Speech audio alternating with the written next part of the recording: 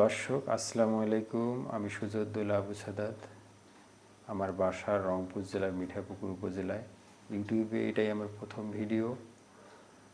আমি আজকে আলোচনা করব মূলত গণভোট নিয়ে। সাম্প্রতিক সময়ে বাংলাদেশে বহুল আলোচিত একটি বিষয় হচ্ছে গণভোট। গণভোট হচ্ছে রাষ্ট্রের কোনো গুরুত্বপূর্ণ সিদ্ধান্ত গ্রহণের ক্ষেত্রে জনগণের সরাসরি মতামত গ্রহণ। নতুন প্রজন্মের কাছে বাংলাদেশের গণভোট নতুন হলেও বাংলাদেশে পূর্বে 3টি গণভোট হয়েছে। 1977 সালে, 1991 সালে এবং 1985 সালে। জুলাই বিপ্লবের পর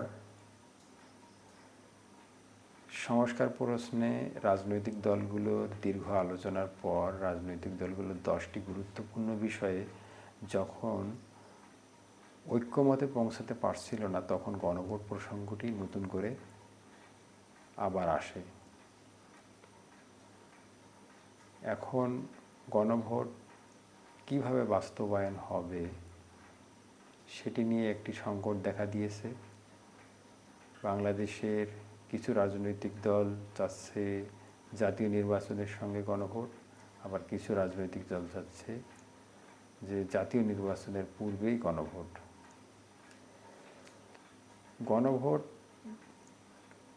পৃথিবীতে একটি জনপ্রিয় পদ্ধতি।